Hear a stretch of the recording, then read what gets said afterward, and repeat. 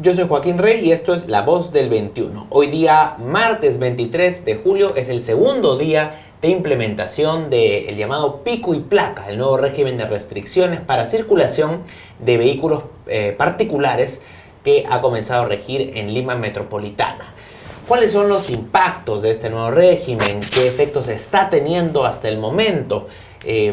Vamos a tratar de resolver estas preguntas y absolver algunas dudas sobre este nuevo mecanismo con el señor Luis Quispecandia. Él es director de la ONG Luz Ámbar, especializada justamente en temas de movilidad urbana. ¿Cómo está, doctor Quispecandia? ¿Qué tal? Gracias por la invitación, Joaquín. Muy bien, gracias.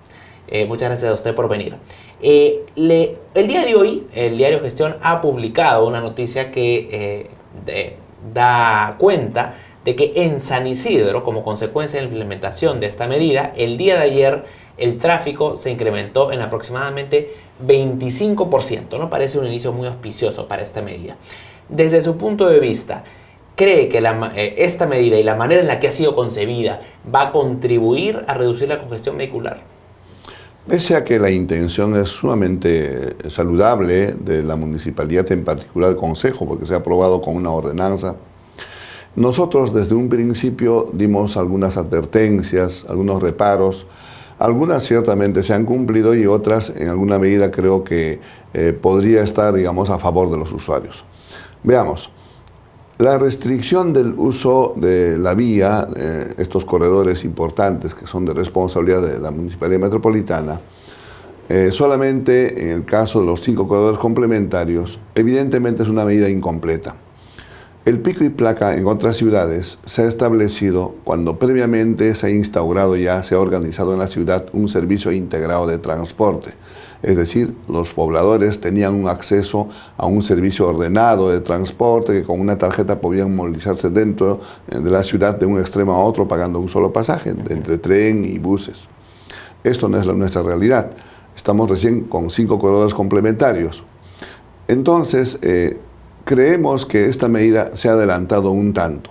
Si solamente fuera por el compromiso que tenemos deportivo, los panamericanos, en el que todos los ciudadanos de Lima estamos en la obligación de recibir a nuestras visitas, darles la mayor facilidad posible, renunciar a usar su propio vehículo para que ellos se desplacen con... Eso nos parece muy bien, me parece una buena medida. Pero ya dejarlo esto en el tiempo sí preocupa.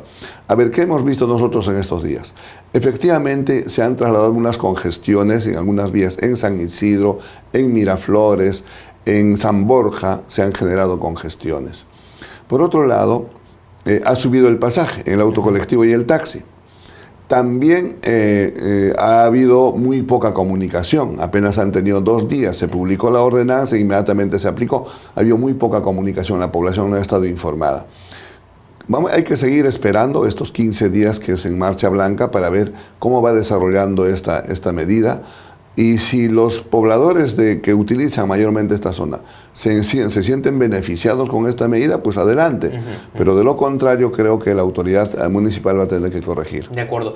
Incluso en otras ciudades donde se ha aplicado, esto se ha aplicado antes ya en Colombia, en México, por ejemplo, que sí tienen sistemas de transporte público más desarrollados. Incluso en estas ciudades hay evidencia de que este sistema no ha contribuido a una reducción de tránsito. Entonces, ¿considera usted que, porque usted manifestaba al inicio que si es que tuviéramos un sistema integrado, probablemente esta medida hubiera ya podido contribuir más, pero pareciera que la evidencia señala que incluso cuando están dadas esas condiciones no es una medida beneficiosa? Ciertamente. En el caso de México, en el que empezó ya incluso en la década del 70 el pico y placa, no se llamaba pico y placa, hoy día no transito, hoy día no transitas. Pico y placa es el nombre colombiano. Para mitigar la contaminación. Y allá lo que ocurrió fue eso, la gente empezó a comprar otro vehículo, igual fue en Bogotá también. La gente pudiente compraba otro vehículo y tenía 2 vehículos para salir, entonces no resolvió el problema. Y eso fue ¿Cree usted que ese es un riesgo real en Perú? Sí, evidentemente que es un riesgo. La gente pudiente en nuestro país, y estamos en una situación económica bastante buena, y gente de clase media que puede comprar un vehículo, y evidentemente la gente pudiente gastar $15,000 no le va a ser nada difícil. Es posible que se incremente. y por la comodidad suya, por la comodidad de su familia, ¿no? Porque aquí a quien se está privando de darle facilidades al conductor privado, no siendo, esto es lo que hay que subrayar, no siendo el vehículo privado el que congestiona la ciudad. El que congestiona la ciudad es el auto colectivo y el taxi. El 70% de los vehículos que están en las calles son taxis y autos colectivos. Vamos a ir con cifras. En Lima y Callao, los dos municipios han autorizado aproximadamente 170, 180 mil taxis autorizados por los dos municipios. Consideramos unos 20 o 30 mil informales, eventuales, que salen en las noches, los fines de semana, ponen un letrerito en la luna parabrisa y hacen servicio de taxi. A eso sumamos por lo menos un mínimo de 100 a 150 mil taxis por el sistema aplicativo. Ya tenemos una ley. Hablando de Uber, Bit, Uber, Bit, etc. Ya existe una ley, ya se aprobó la ley para que estas entidades se acrediten ante la autoridad como servicio de taxi. Aún no se ha cumplido. Entonces, si nosotros, o mejor dicho, la ATU, porque ahora la autoridad competente en el transporte de taxi es la ATU, si la ATU empadronara a estos 300.000 taxis en su correspondiente modalidad, se pintara de un solo color, como corresponde al taxi de estación y al taxi independiente.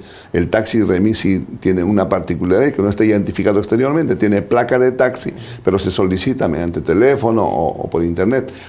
Entonces, y en esa modalidad de remis se le puede poner al sistema aplicativo, con placa de taxi, pero sin identificar exteriormente al vehículo. Entonces, esos 300.000 taxis se puede dividir en dos. Entonces, 150.000 un día, 150.000 el otro día. Entonces, eso sí es una forma real de retirar vehículos. Correcto, porque actualmente están afectados todos por igual, solamente la placa, el último dígito de la placa es lo que determina si es que sale o no. Así es. Lo que usted dice es que se debería, digamos, dividir en dos el número de vehículos que brindan un servicio de taxi. De taxi. Y que un día salga unos y la otros días salga la otra mitad. Así es. Y esto, digamos, es una cosa concreta y se puede hacer, o sea, no es nada complicado hacerlo, por la gran sobreoferta que hay de taxi. Por eso reitero, quienes congestionan las calles no son vehículos privados, son vehículos. Dice que de los automóviles particulares, el 70% son colectivos y taxis. En las calles, obviamente. Son el 70% son taxis y colectivos. Ahora, los colectivos evidentemente no se identifican, muchos de ellos son particulares y otros que son taxis y en su momento en horas puntas en autocolectivo. Entonces, esto evidentemente si se lograra empadronar y hacer lo que estamos recomendando, podría ser mucho más fácil y en toda la ciudad se descongestionaría la ciudad. Ahora, por otro lado, la ATU, que es la autoridad competente, tiene que poner pues, los pies en el acelerador y avanzar con mayor prontitud la implementación, porque para eso se ha creado.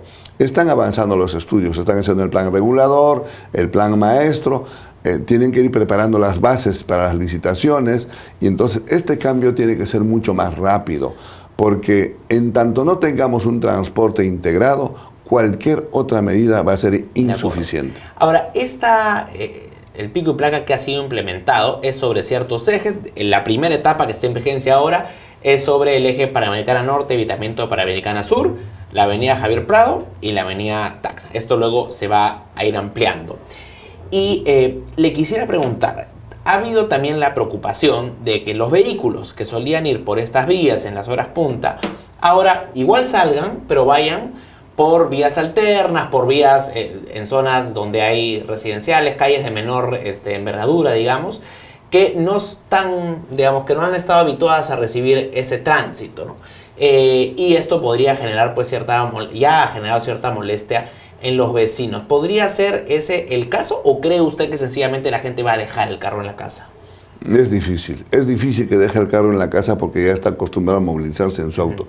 Si tuviéramos un transporte integrado, ordenado, de buses de gran capacidad, en orden todo el tránsito unido al sistema de metro, la gente deja su auto, como lo han hecho en otros países. En Europa, ni qué decir, ¿no? En Europa existe un transporte masivo ordenado y la gente saca solamente los fines de semana.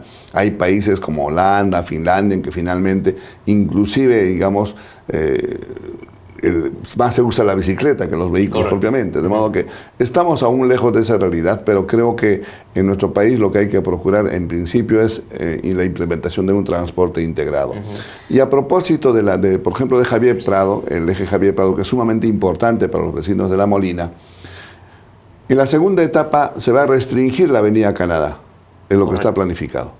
Y la Avenida Canadá es precisamente una vía alterna a Javier Prado. Paralela. Paralela. Entonces, quienes están saliendo de La Molina probablemente toman la Avenida Javier, van a tomar o están tomando en las horas de restricción, están tomando la Avenida Canadá. Pero si van a restringir Canadá, por Dios, ¿por dónde van a ir? Entonces, creo que ahí sí hay un error. La segunda etapa, Canadá, sí. Ahora, quisiera preguntarle por el tema de fiscalización. Parece ser un reto grande que la Municipalidad de Lima tenga la capacidad o la Policía de Tránsito de fiscalizar el cumplimiento, porque estamos hablando de tremendo parque automotor en vías realmente importantes de la ciudad. ¿Tenemos la capacidad para hacer cumplir esta norma? Yo entiendo que la Policía Asignada a Control de Tránsito ha asumido un compromiso de coadyuvar a los propósitos de la autoridad municipal. Pero me temo que es insuficiente. Según la publicación, son 250 policías que han sido asignados para este control. Ahora, no dice si son 250 en 24 horas, porque recordemos que la policía ahora trabaja 8 horas, ya no es como antes. Correcto. Que podían trabajar más horas. Entonces tendrán que dividirse por lo menos mañana y tarde, entonces tendrán que haber esos 250 divididos entre 2 o son 500 policías. De cualquier forma, así sean 500 policías en las vías que estamos señalando, evidentemente es insuficiente. Más aún, dicen 80 cámaras. 80 cámaras divididos entre estos corredores, pues les va a tocar, no sé, a 5 o 6 cámaras nada más. Entonces tampoco es suficiente. O por otro lado, no tenemos un sistema de señalización, de semaforización y un sistema de cámaras en todas las vías como hay en todas las ciudades. Estamos tan relegados en nuestro país, no por la gestión gubernamental ahora, ni menos la gestión municipal de ahora. Esto viene retrasándose pues hace 40 años, que nuestras autoridades no han puesto atención. Los semáforos, apenas tenemos 350 y van a llegar a 700 intersecciones semaforizadas con fibra óptica de las 1.250 que hay en Lima. Entonces, falta mejorar el sistema de semaforización. No tenemos cámaras como lo tiene el Callao en su red vial. Y no lo pueden tener porque han tenido problemas, digamos, en la gestión de esta forma de que las multas de las papeletas se comparta con el privado, que es el que va a implementar las cámaras. Pero ese tema lo está viendo el Ministerio de Economía, lo hemos visto en la Mesa Ejecutiva de Tránsito y Movilidad Urbana, y creo que el Ministerio de Economía va a poder facilitar, pero las ideas que se tenga para implementar de cámaras a la ciudad no se puede detener, hay que implementar de cámaras a la ciudad. Quisiera preguntarle, usted ha mencionado la ATU, que es un organismo recientemente creado que absorbe las funciones de la Autoridad Autónoma del Tren Eléctrico, las gerencias de transporte urbano de Lima y del Callao también, ¿no? ¿Cree usted que este nuevo modelo de gestión va a redundar en un mejor sistema de movilidad urbana? Ciertamente que sí. Abrigamos esperanza de que sea así. La ley del año 99... que la Ley General del Transporte y Tránsito Terrestre, en su artículo 17 señalaba que cuando la ciudad es contigua, como el caso de Lima y Callao, debería haber una sola gestión de transporte. Ningún alcalde, ni de Lima ni del Callao, han tenido la voluntad, el desprendimiento de pensar en la ciudad y constituir a esa única autoridad. Lo han hecho cada uno por su lado. En la actualidad, el Callao tiene 12.000 vehículos de transporte urbano autorizados por la Municipalidad de Callao y la Municipalidad de Lima 14.000. O sea, ahí nomás se ve como esa incoherencia, como la Municipalidad de Callao, siendo una provincia más pequeña, autoriza 12.000 y en cambio Lima a 14.000. Entonces, eso nunca debió ocurrir. Es más, la ley obligaba al Ministerio de Transportes a que si no lo hacen los municipios, el Ministerio como órgano rector debió haber implementado esa autoridad. En el año 99 han pasado 19 años y las autoridades simplemente han ignorado la ley. Entonces, a tanta insistencia, nuestra organización con otras organizaciones hemos venido insistiendo desde hace 10 años y finalmente el Poder Ejecutivo ha asumido la tarea, a ellos han preparado el proyecto de ley al que nosotros también hemos participado, obviamente en el Congreso y en otros talleres. Finalmente tenemos esta ley. Nosotros abrigamos esperanza en que esta autoridad finalmente resuelva el problema. Por una razón, primero, porque es una única autoridad para la metropolitana, para toda la Lima metropolitana, una sola autoridad, ya no hay la competencia de 2 municipios.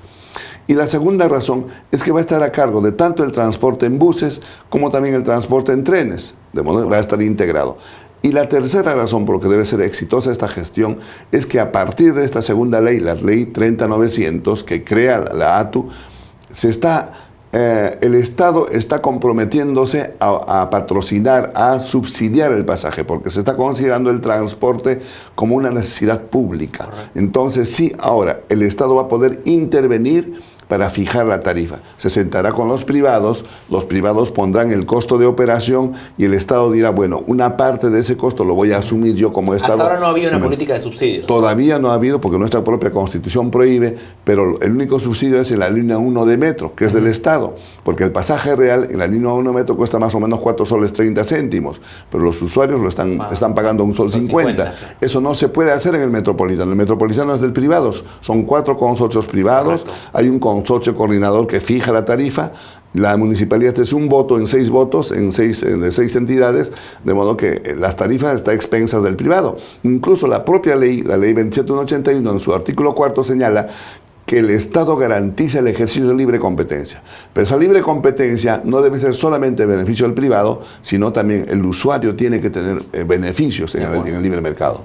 Finalmente, quisiera preguntarles sobre sistemas alternativos de transporte que se están desarrollando en la ciudad todavía a menor escala, ¿no? Por ejemplo, las bicicletas, que recientemente la Municipalidad de Miraflores ya ha instalado este sistema de bicicletas públicas. Luego vemos también en algunos distritos estos sistemas de monopatines eléctricos que se usan con el celular. ¿Cree usted que este tipo de sistemas alternativos pueden contribuir a mejorar la movilidad y pueden llegar a una escala una escala crítica, digamos, que haga una diferencia? Evidentemente no podemos ir contra el desarrollo de la tecnología. La presencia de la bicicleta en nuestra ciudad está entrando poco a poco y hay una ley que el Estado obliga a las entidades gubernamentales a que ellos alienten el uso de la bicicleta. Algunos municipios, digamos, lo han hecho, unos más que otros. Conozco que la Subgerencia de Movilidad Sostenible de la Municipalidad Metropolitana ha convocado en la gestión anterior a los 43 municipios de Lima y solamente participaban 9 municipios en esta tarea de promover el uso de la bicicleta.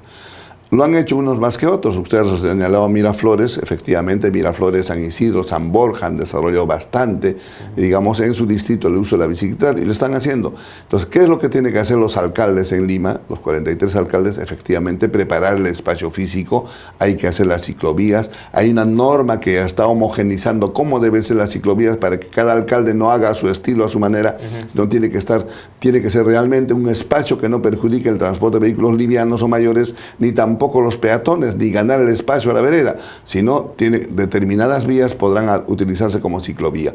Y ahora aparece la movilidad privada, el scooter, ¿no? Que se ha llamado en nuestro país como en España. Esto tampoco no puede escapar de la realidad. Entonces, ya en Alemania, por ejemplo, lo que han hecho es segregar una vía, el primer carril para el uso de bicicletas, los monopatines y los vehículos livianos, pero a no mayor de 30 kilómetros, en otros casos no mayor de 20 kilómetros. Entonces, llegaremos a ese estado probablemente como Alemania, pero falta todavía mucho más tiempo, ¿no? Entonces, primero, la infraestructura. Segundo, de que nuestras autoridades promuevan, pero con un criterio realista, no creer que en su distrito se debe hacer a tontas y a locas las ciclovías, sino más bien alentar con serenidad y propiciar que esta movilidad sostenible tenemos que llegar a esa situación. En Europa están logrando, inclusive hay ciudades, en los Países Bajos, por ejemplo, solamente circulan bicicletas y buses de transporte público. Nada más, los vehículos privados están en casa. Entonces, han logrado llegar a esta situación, pero ha sido con tiempo y evidentemente el Estado ha tomado mucho interés en ello. Confiamos que de aquí a unas no sé si lo veré yo, pero ojalá que nuestra ciudad de Lima en algún momento se encuentre en esa condición. Señor Quispecante, le agradezco mucho por su tiempo. Gracias también. El señor Luis Quispecante, director de la ONG Luz Ámbar, especialista en movilidad urbana. Sigan atentos a la programación de Perú 21 Televisión. Hasta luego.